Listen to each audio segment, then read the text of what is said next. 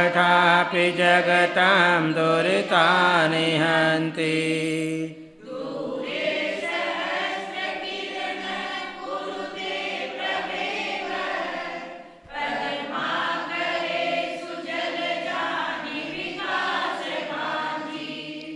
नात्यद्भुतं भुवनभूषणभूतनाथ भूतैर्गुणैर्भुवि भवन्तमभीष्टवन्त तुल्या भवन्ति भवतो ननु तेन किं वा।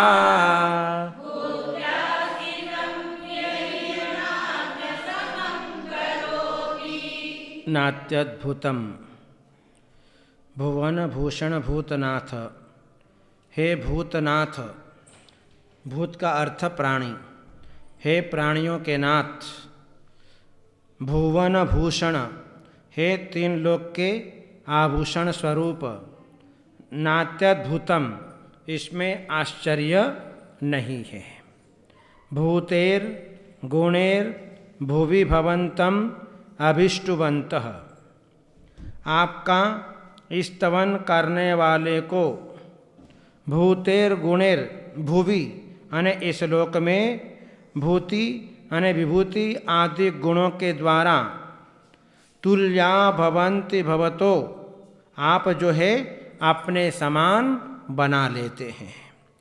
ननु निश्चय से, तेन किं वा, उससे क्या, भूत्याश्रितम य इह नात्म समम करोति, जिसके पास में विभूति है ऐसे सेठ के पास में विभूति होने के उपरांत यह न आत्म समम करोति, जो अपने आश्रित रहने वाले जीवों को अपने समान नहीं बनाता है, तो उसके वैभव से क्या मतलब, अर्थात कुछ भी मतलब नहीं है। जिस व्यक्ति के पास में बहुत संपत्ति है और यदि उसके पास में नौकर रहता है, यदि उस सेवक को यदि सेठ उसे धन आदि दे करके अपने समान नहीं बना लेता है, तो उस संपत्ति से कोई प्रयोजन नहीं है। उसी प्रकार से हे भगवान, हे प्राणियों के नाथ, हे तीन लोक के आभूषण स्वरूप, जो आपकी स्तुति करता है उसको आप अपने समान बना लिया करते हैं। यानी भगवान की भक्ति करने से भक्त स्वयं भगवान बन जाया करता है। आज तक दुनिया के अंदर जितने भी भगवान बने हैं, उन सब ने जो है भगवान की भक्ति करी और भक्ति करके भगवान बन गए। आज अपन भी जो है देव शास्त्र गुरु की भक्ति कर रहे हैं, तो भविष्य में जा कर के अपन भी जो है उनके गुणों को प्राप्त करेंगे और नियम से भगवत पद को प्राप्त करेंगे। तो यहाँ पर यही बात कही कि जो आपका स्तवन करता है, आपके गुणों का बखान करता है, वह भी एक दिन आपके समान बन जाया करता है। दृष्ट्वा भवन्तमनिमेष विलोकनीयं नान्यत्र तोषमुपयाति जनस्य चक्षु पीत्वा पयशशिखर दुतिदो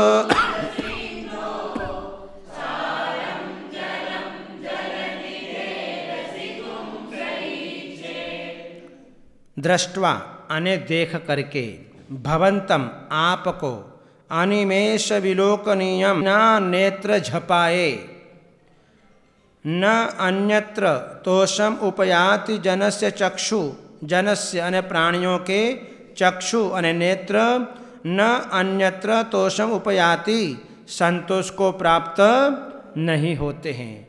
जो भव्य जीव एक बार आपके दर्शन कर लेता है, तो फिर उसके नेत्र अन्यत्र कहीं पर भी संतोष को प्राप्त नहीं होते। जैसे उदाहरण दिया, पीत्वा पयशशिखर दुतिदुग्ध सिंधु, जिस प्रकार से शशिकर यानी चंद्रमा के समान निर्मल उज्ज्वल ऐसा पय अने पानी, दुग्ध सिंधो क्षीर समुद्र के जल को पीत्वा पी करके, क्षारम जलम जलनिधे खारे जल से भरे हुए जलनिधे समुद्र के असितुम का इच्छेद अने खारे जल से भरे हुए समुद्र के जल को पान करने की इच्छा कौन करेगा? अर्थात कोई नहीं। जिसने एक बार क्षीर सागर के जल को पी लिया तो फिर वह खारे समुद्र के जल का स्वाद लेने की इच्छा नहीं करेगा। उसी प्रकार से जिसने एक बार आपके दर्शन कर लिए फिर उसके नेत्र अन्यत्र कहीं पर भी संतोष को प्राप्त नहीं होते हैं। यही शांत राग रुचि भी परमाणु भी स्वम निर्मापित स्त्रिभु तावन्त एव खलु ते प्रणव पृथिव्यां यत्ते समानमपरं नहि रूपमस्ति। यही शांत राग, जिनका राग शांत हो गया है, ऐसे रुचि भी अने सुंदर परमाणु भी त्वम निर्मापितः आप जो है निर्मित किए गए हैं।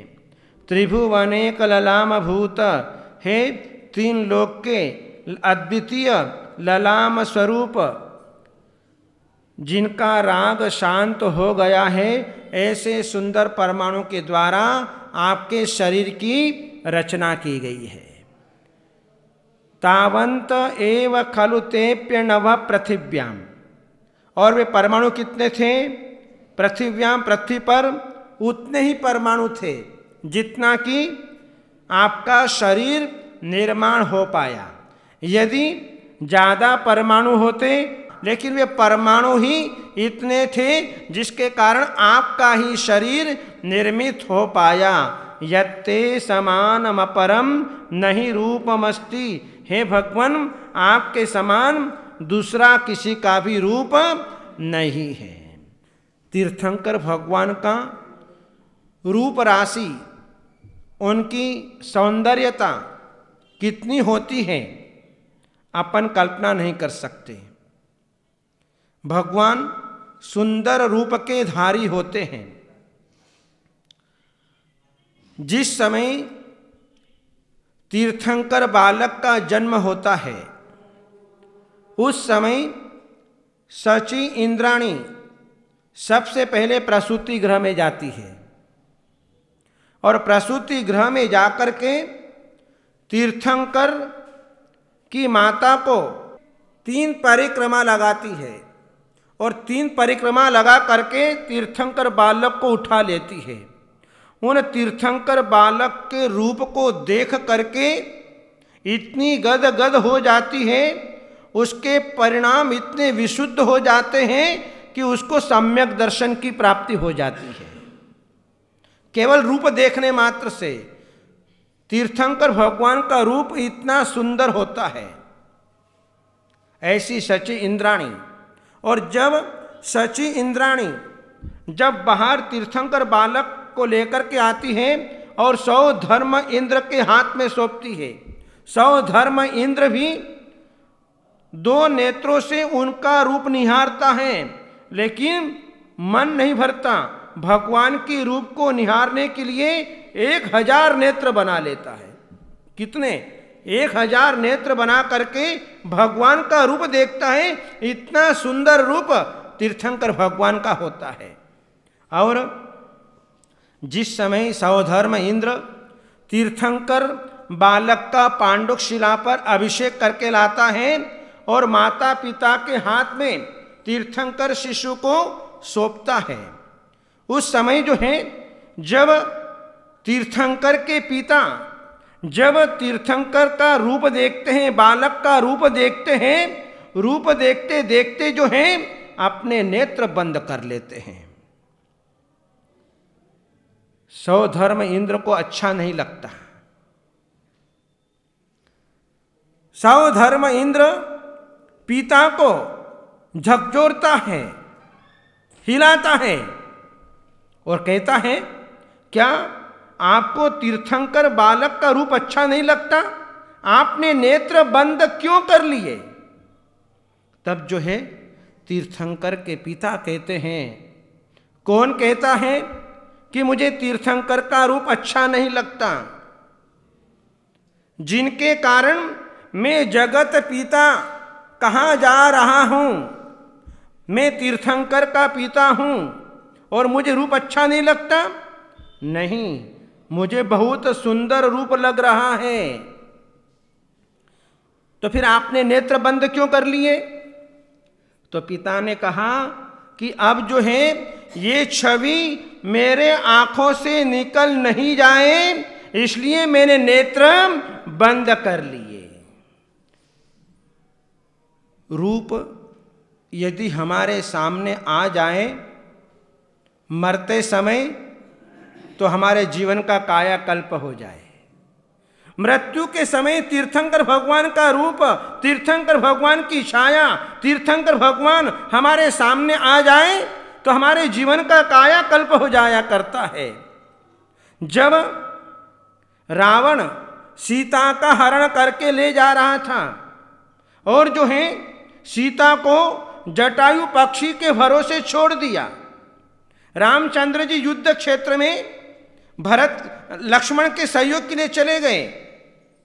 इधर जो है रावण ने मौका पाकर के सीता का हरण कर लिया, लेकिन उस जटायु पक्षी ने उस रावण का बहुत बड़ा प्रतिकार किया, उसके शरीर को नोच डाला, खून खून कर दिया। लेकिन रावण ने जो है उसे अपना पिंड बहुत छुड़ाया। देखा जटायु तो जो है बहुत मजबूत है, ये ऐसे नहीं जाने वाला। तब रावण ने जो है तलवार से जो है उसको मार गिराया और जैसे नीचे गिरा, इधर जो है रामचंद्र जी आए, देखा यहाँ पर सीता नहीं, यहाँ पर जटायु भी नहीं, हो सकता है आसपास कहीं गए होंगे। रामचंद्र जी घूमे, देखा कहीं पर भी सीता नहीं है, जटायु भी नहीं है, दोनों कहाँ गए? रामचंद्र जी पहाड़ों से पूछ रहे हैं, हे पहाड़ों तुम बताओ, तुमने मेरी सीता देखी? वृक्षों से पूछ रहे हैं, तुमने मेरी सीता देखी? कौवों से पूछ रहे हैं, तुम तो सब दूर विचरण करते हो, तुमने मेरी सीता देखी? किसी ने जवाब नहीं दिया। आगे बढ़ते गए और वहीं पर जटायु पक्षी का जीव जो है मरणासन्न था। मरते समय राम का दर्शन हो गया और राम ने जो है नमोकार मंत्र सुना करके उसका कल्याण कर दिया।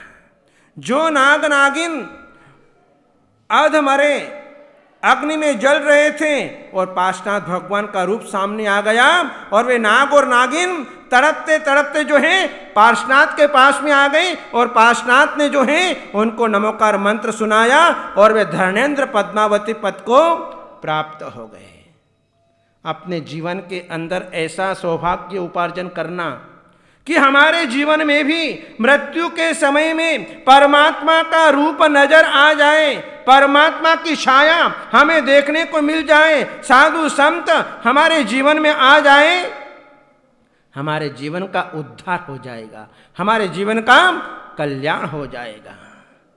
ऐसे तीर्थंकर भगवान का दर्शन, तीर्थंकर भगवान की प्रतिमा यदि हमारे नेत्रों के सामने आ गई तो हमारे जीवन का कल्याण हो जाएगा। इसलिए ऐसा पुण्य जन्म जन्मांतर का होता है, तब जाकर के ऐसा सौभाग्य अपने जीवन के अंदर मिल पाता है। इसलिए जो है रूप, आज सारी दुनिया रूप के पीछे पड़ रही है। कैसे मिलेगा सुंदर रूप? है सौंदर्य प्रसाधनों से तो रूप मिलने वाला नहीं है, चाहे कितनी लिपस्टिक चोपड़ लो, हैं, चाहे कितनी ब्यूटी पार्लर में चले जाओ, चाहे कितनी आंखें सुजा लो, कुछ नहीं होगा। प्रकृति के द्वारा जो सुंदर रूप, जैसा रूप मिलना था वैसा आपको मिल गया। इसके उपरांत भी यदि आपने जो है अच्छे अच्छे पदार्थ लगवा भी लिए तो घंटे 2 घंटे अच्छे लगेंगे और फिर बाद में जैसा है वैसा का वैसा ही रहेगा।